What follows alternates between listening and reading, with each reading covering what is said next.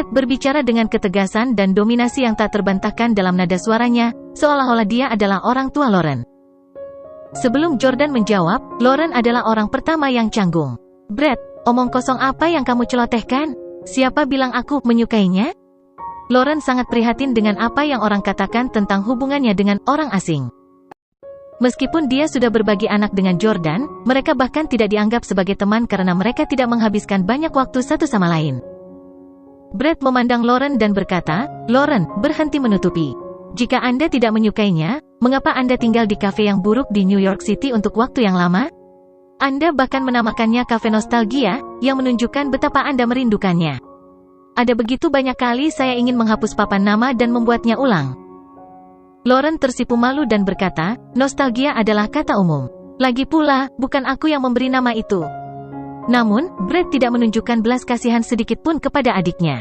"Bahkan jika kamu tidak memikirkannya, kamu akan selalu memiliki hak untuk mengganti papan nama, kan? Kafe itu sudah diserahkan kepadamu." Jordan sudah menduga bahwa Jamie mungkin yang memberi nama kafe dan memberikannya kepada Lauren. Namun, karena Lauren terus menggunakan nama itu menunjukkan bahwa dia setidaknya tidak membencinya. Atau lebih tepatnya, dia tidak keberatan berada dalam hubungan yang ambigu dengan Jordan. Lauren tidak tahu bagaimana menjelaskannya karena dia takut memperburuk keadaan jika dia menjelaskan lebih jauh. "Jangan menjebakku dengan Jordan secara tidak masuk akal. Dia punya pacar, dan dia wanita karir yang sangat luar biasa." Brett tertawa dan berkata, "Maksudmu Victoria Clarke? Dia tidak lagi menjadi masalah. Yakinlah dan nikahi Jordan." Jordan memandang Brett dengan cemberut dan bertanya, "Apa maksudmu dengan itu? Apa kau melakukan sesuatu pada Victoria?" Jordan merasakan ada sesuatu yang tidak beres, dan dia tahu bahwa Brett selalu kurang ajar dan arogan. Dia bahkan berani tidur dengan Hailey. Victoria hanyalah seorang yatim piatu. Ada kemungkinan Brett akan membunuhnya bahkan jika itu demi mencapai agendanya. Brett hanya menunggu Jordan mengatakan itu. "Jordan, pasti kamu belum tahu ini kan? Tunanganmu?" "Oh, tidak, itu pasti mantan pacarmu. Mantan pacar Anda, Victoria, akan segera menikah dengan Russell di Houston." "Hahaha." Memukul. Jordan menamparkan wajah Brett. "Bajingan, siapa kamu untuk menghina tunanganku?" Jordan menjadi marah. Baru saja, Jordan menyelamatkan Brett dari rasa malu di akun Lauren. Namun, Brett kini telah memfitnah tunangan Jordan dengan mengatakan bahwa Victoria menikah dengan Russell. Bagaimana mungkin Jordan bisa mentolerirnya? "Beraninya kau memukulku, bahkan kakekku tidak pernah menamparku sebelumnya." Mereka berada di kompleks keluarga Howard. Hari ini, Brett sebenarnya memiliki kesempatan untuk menembak Jordan. Bagaimana dia bisa mentolerir Jordan menamparnya sesuka hati? Brett juga seorang praktisi seni bela diri. Dia langsung bertengkar dengan Jordan. Bang! Bang! Bang! Brett memukul Jordan dengan sekuat tenaga, dan 3 pukulan membuat Jordan tidak bisa membalas. Dapat dilihat bahwa kekuatan Brett saat ini seharusnya sedikit lebih baik daripada Chris. Tidak heran dia tidak mau membiarkan Chris menjadi saudara iparnya. Namun, juga mudah bagi Jordan untuk berurusan dengan Brett. Dia melakukan tipuan dan pura-pura menendang perutnya, setelah itu dia menendang kaki kanan Brett yang sebelumnya terluka dengan tendangan terbang. "Ah!" Brett langsung menjerit kesakitan. Sebelumnya, Pablo menusuk pahanya 2 kali, dan cederanya belum pulih sepenuhnya. Dengan tendangan ini, pertahanan Brett sudah cacat. Jordan sekali lagi menamparkan Brett 2 kali. Memukul. Memukul. Yordania. Bab novel baru diterbitkan di freewebvel.cm. Melihat adik laki-lakinya dipukuli, dia berjalan mendekat dan memohon belas kasihan kepada Jordan. Joe Jordan tidak terus memukulnya dan berkata kepada Brett, "Nak, apa yang ada di antara kita belum berakhir. Hidupmu masih bersamaku sekarang. Beraninya kau memfitnah tunanganku?" Brett menutupi wajahnya dengan putus asa. Dia belum pernah diganggu dalam masalah seperti itu sejak dia masih kecil. "Jordan, kau tercela dan tak tahu malu. Anda memukul saya di tempat saya terluka. Jika Anda memiliki apa yang diperlukan, saya akan melecehkan Anda sampai Anda memanggil saya ayah." Cara Brett memanggil Jordan Daddy agak keras, dan dia tidak bisa tidak setuju. "Hei, anakku yang baik." Namun, Jordan menjadi malu ketika dia berbalik untuk melihat Lauren. Karena Brett dan Lauren adalah saudara kandung, itu membuatnya menjadi ayah Lauren juga. "Anda."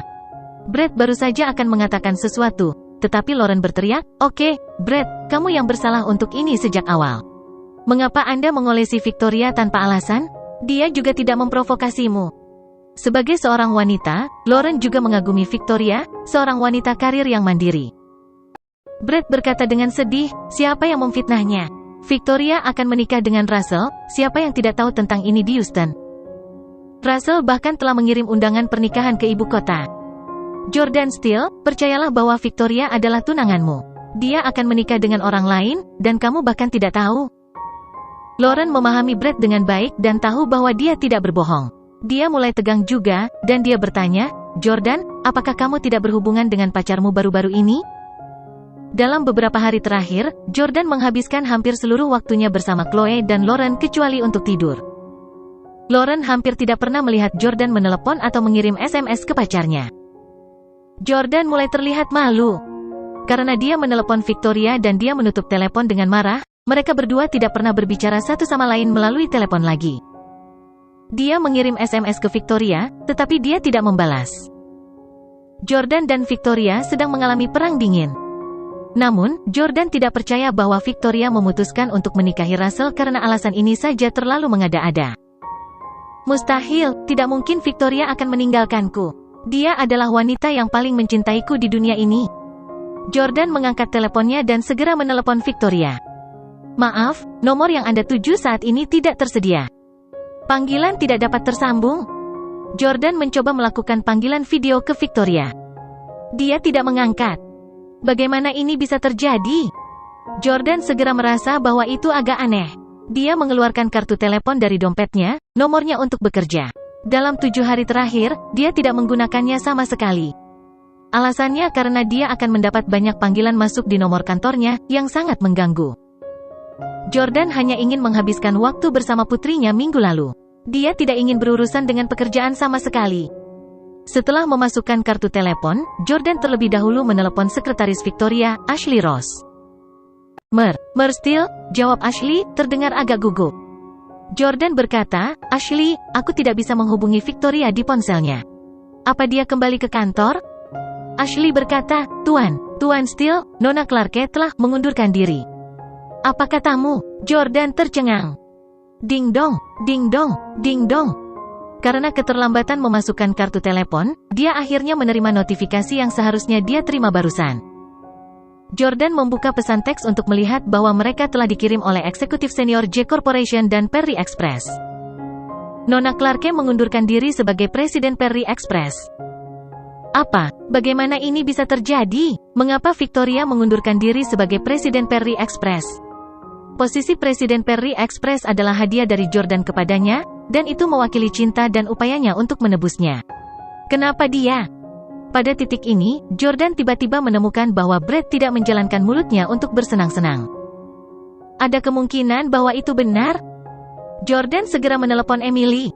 Karena dia bisa menghubungi Emily di telepon, itu berarti dia tidak sedang dalam penerbangan sekarang dan juga tidak memblokir nomornya. Namun, setelah telepon berdering beberapa kali, Emily masih tidak menjawab. Jordan sangat keras kepala, jadi dia bersikeras menelepon Emily sampai dia mengangkatnya.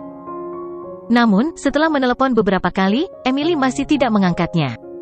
Namun, Emily mengirim SMS ke Jordan selama jeda waktu.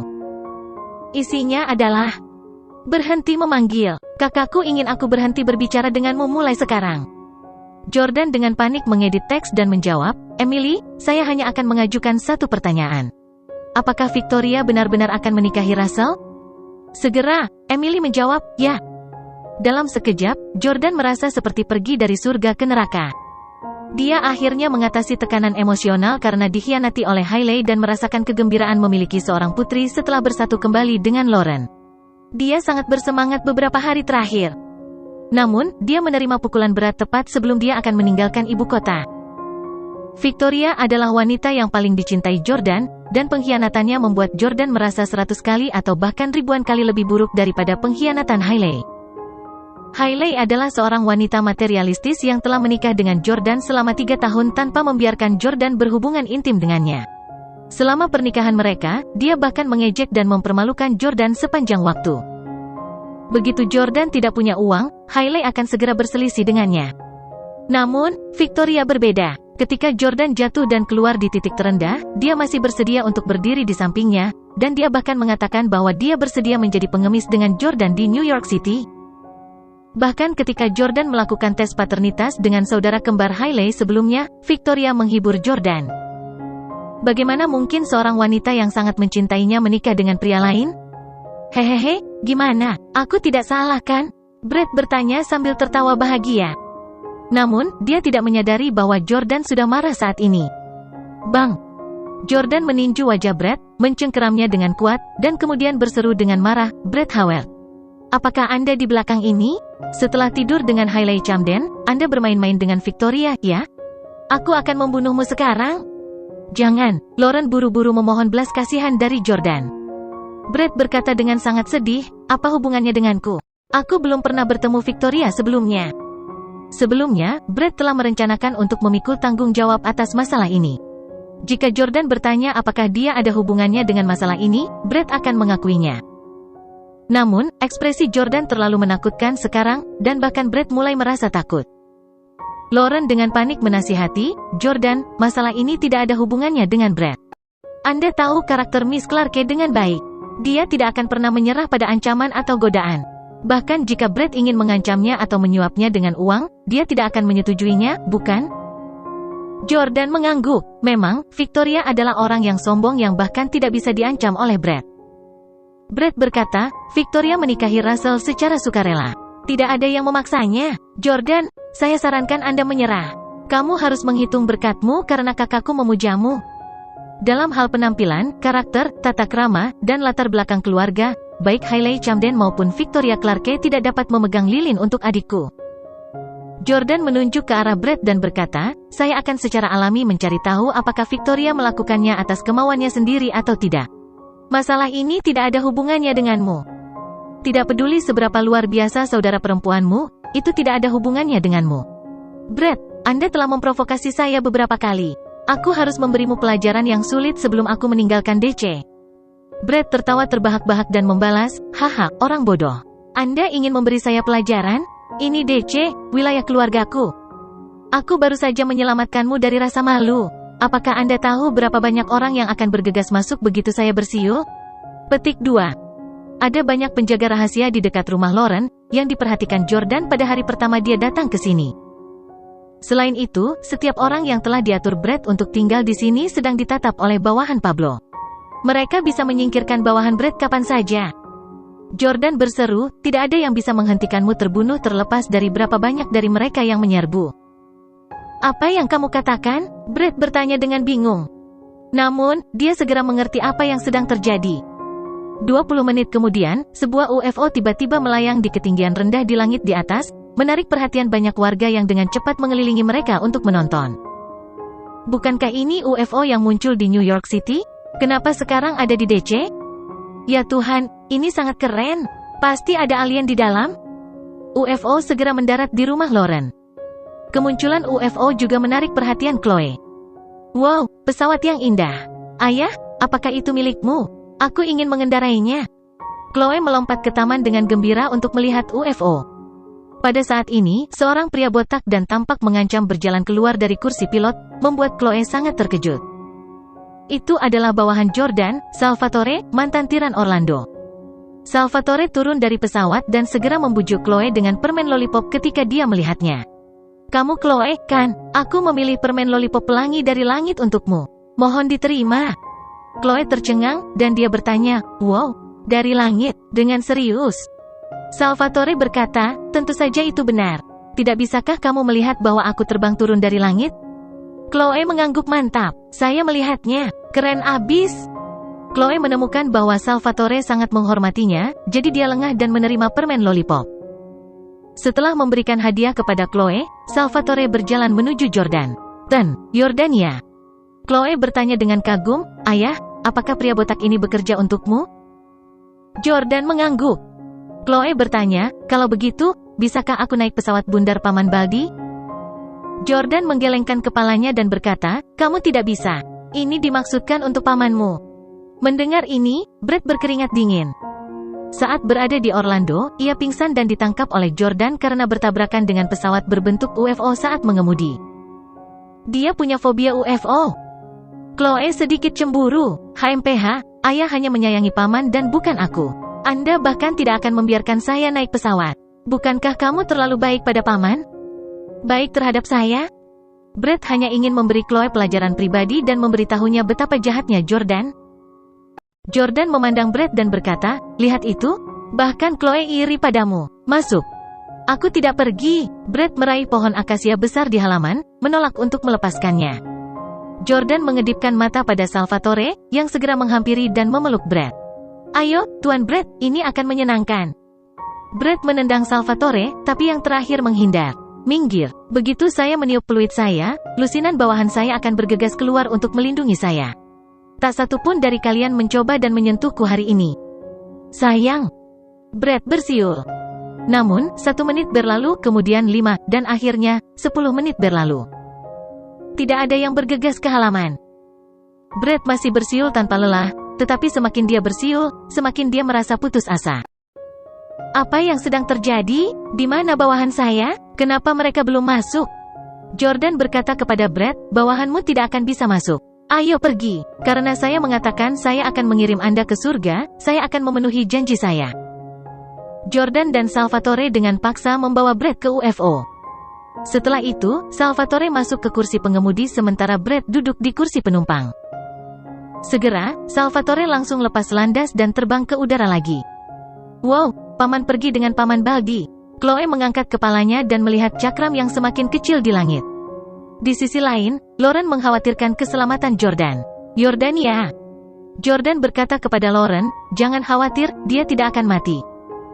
Jika Jordan ingin membunuhnya, dia tidak akan menggunakan metode yang merepotkan seperti itu. Tetapi hukuman kali ini sudah cukup untuk menenangkan Jordan. Salvatore mengendarai UFO di langit sementara Brett berkeringat dengan gugup. Brett tiba-tiba mengeluarkan sebuah kunci, yang terlihat biasa saja tetapi sebenarnya adalah sebuah pisau yang tersembunyi di dalam sebuah kunci. Pisau itu tersembunyi dengan sangat baik, dan itu adalah senjata yang harus dibawa oleh banyak agen. Menggunakan pisau sebagai pertahanan, Brett berkata kepada Salvatore, namamu Salvatore kan? Oh, Anda dapat mengambil keputusan di Orlando. Sayangnya, ini DC, saya menyebut tembakan di sini. Petik 2. Apakah kamu ingin menendangku ke udara? Salvatore, bukannya aku membencimu, tapi aku pasti bisa mengalahkanmu, baik di darat maupun di pesawat. Salvatore tersenyum dan melirik Brett. Howard, kamu tidak perlu terlalu gugup. Tuan Jordan tidak memintaku untuk menendangmu. Salvatore terus menekan beberapa tombol, tampaknya mengatur sistem navigasi otomatis. Brett telah terpapar pesawat sebelumnya sehingga dia bisa tahu apa itu. Apakah Anda mengaturnya ke navigasi otomatis? Kemana? Begitu mereka mengaturnya ke navigasi otomatis, pilot tidak lagi harus menerbangkan pesawatnya sendiri, dan pesawat akan terbang ke tujuan yang ditetapkan dengan sendirinya. Belum lagi pesawat yang bentuknya mirip UFO ini, mobil listrik buatan Mus ini sudah lama dilengkapi dengan fungsi penggerak navigasi otomatis. Salvatore berkata, kamu akan tahu sebentar lagi. Setelah menyesuaikan pengaturan, Salvatore tiba-tiba membuka pintu. Suara mendesing. Meskipun pesawat tidak terbang cepat, embusan angin besar masih bertiup ke UFO. Apa yang sedang kamu lakukan? Brett sangat ketakutan sehingga dia buru-buru mengambil pisau itu lagi. Salvatore tersenyum dan berkata, kamu tidak perlu gugup seperti itu. Aku tidak akan menendangmu. Aku akan turun sendiri. Selamat tinggal, Tuan Howard. Semoga perjalanan Anda menyenangkan. Omong-omong Tuan Jordan mengatakan bahwa Anda dapat memiliki UFO ini. Setelah mengatakan itu, Salvatore melompat dari pesawat dan melompat ke udara. Suara mendesing. Parasut terbuka segera setelah Salvatore melompat. Brengsek, kemana Jordan mengirimku kali ini? Brett gelisah. Dia benar-benar ingin mengemudikan pesawat dan membuatnya berhenti, tetapi dia tidak tahu cara mengoperasikannya. Sebelum dia bisa mengetahui apa yang sedang terjadi, UFO itu telah mencapai tujuannya dan berhenti di udara. Brett melihat ke bawah dan segera merasakan dorongan untuk mengutuk, bajingan Jordan itu mengirim saya ke kantor polisi. Begitu UFO muncul di atas kantor polisi, itu langsung menarik perhatian penjaga gerbang. Dalam waktu kurang dari 2 menit, petugas polisi di kantor polisi segera bersenjata berat dan menodongkan senjata ke arah Brett dan UFO. Dengarkan di sana, segera mendaratkan kerajinan Anda, segera mendaratkan kerajinan Anda. Kepala petugas berteriak pada Brett dengan pengeras suara. Brett tergoda untuk menjelaskan dengan keras, tetapi suara Salvatore tiba-tiba datang dari pesawat pada saat ini. Pak, saya Brett Howard, saya menyerahkan diri, saya menghancurkan keluarga seseorang dan memperkosa istri seseorang. Aku pantas mati, saya mohon Anda untuk menghukum saya. Petik 2. Sial, bagaimana itu bisa terjadi? Brett tercengang. Salvatore sudah pergi dengan parasut, jadi bagaimana suaranya masih terdengar? Mungkinkah itu direkam terlebih dahulu dan sengaja diatur untuk diputar pada waktu tertentu? Pak, saya Brett Howard, saya menyerahkan diri, aku menghancurkan keluarga seseorang. Suara Salvatore, diatur dalam mode Infinite Loop, terdengar lagi. Ah, Jordan, kau bajingan. Brett sangat marah sehingga dia menginjak kakinya. Kepala petugas berteriak melalui pengeras suara, Brett, kami telah mendengar Anda dan mengetahui kejahatan Anda. Mendaratkan pesawat Anda dengan aman, dan kami akan mempertimbangkan untuk memberi Anda hukuman yang ringan. Saya ulangi, Brett, kita punya. Setelah berteriak beberapa kali, Brett masih tidak bisa menjawab karena pengakuannya, yang telah direkam sebelumnya oleh Salvatore untuknya, diputar berulang-ulang. Setelah kebuntuan 10 menit, direktur berkata, tolong segera mendaratkan pesawat Anda, atau kami akan menembak Anda dengan senjata berat. Saya ulangi, mohon segera. Pergi ke distrik militer pertama dan pinjam meriam. Tidak, jangan meledakkan saya, aku akan turun sekarang. Ketika dia mendengar bahwa dia akan ditembak jatuh, Brett ketakutan. Setelah lama mencari, akhirnya mereka menemukan parasut. Dia takut ketinggian, tetapi dia sekarang tidak punya pilihan selain melompat keluar dari parasut. Namun, dia melihat ke bawah untuk melihat bahwa itu adalah ketinggian yang cukup rendah. Jadi jika dia menggunakan parasut, itu akan terlambat, dan dia akan jatuh ke kematiannya. Lompat parasut dataran rendah bisa dikatakan sebagai 5 olahraga ekstrim dengan angka kematian tertinggi. Meskipun Brett takut ketinggian, dia masih memiliki sedikit pengetahuan. Dia tidak punya pilihan selain menelepon Martin. Pada saat ini, Martin baru saja membalas panggilan telepon ke Russell untuk mengucapkan selamat kepadanya atas pernikahannya dan mengatakan bahwa dia akan mencoba berada di sana pada tanggal 15 untuk memberi selamat kepadanya. Brett, kamu menelepon tepat waktu. Siapa di antara Anda yang akan menghadiri pernikahan Russell dan Victoria dalam 5 hari? Kamu atau Alex? Martin bertanya. Brett menangis dan berkata, kakek, cepat datang dan selamatkan aku.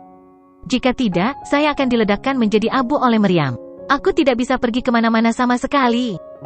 Apa? Kamu ada di mana? Pada saat ini, Jordan sudah mengucapkan selamat tinggal pada Chloe dan meninggalkan rumah Lauren. Dia berada di bandara tempat pesawat pribadi mereka diparkir. Dia sekarang akan terbang ke Houston bersama Pablo dan anak buahnya. Jordan, maafkan aku. Selama periode waktu ini, saya telah memperhatikan keselamatan Anda di ibu kota, dan saya tidak memperhatikan situasi di pihak Nona Clarke. Pablo juga baru mengetahui bahwa Victoria dan Russell akan menikah dan juga sangat terkejut. Jordan melihat keluar jendela dan berkata, tidak apa-apa. Victoria pasti marah padaku karena tiba-tiba memiliki seorang putra dan putri, terutama karena aku tidak punya waktu untuk menghabiskan waktu bersamanya akhir-akhir ini. Dia pasti tidak tahan lagi, jadi dia mencoba membuatku kesal. Selama saya pergi ke Houston dan meminta maaf padanya, semuanya akan baik-baik saja. Hubungan kita tidak akan tegang begitu mudah. Pablo mengangguk dan berkata, ya, Nona Clarke sangat mencintaimu. Dia tetap di sisimu bahkan ketika kamu berpura-pura dikeluarkan dari keluarga Steele. Tidak masuk akal baginya untuk meninggalkan Anda sekarang karena Anda berada di puncak hidup Anda. Pasti karena Russell tua yang berkabut itu memanfaatkan ketidakhadiran Anda untuk membuat Nona Clarke goyah. Memikirkan Russell membuat Jordan marah juga. Berani-beraninya si tua berkabut itu menyentuh tunanganku. Dia pasti memiliki keinginan mati.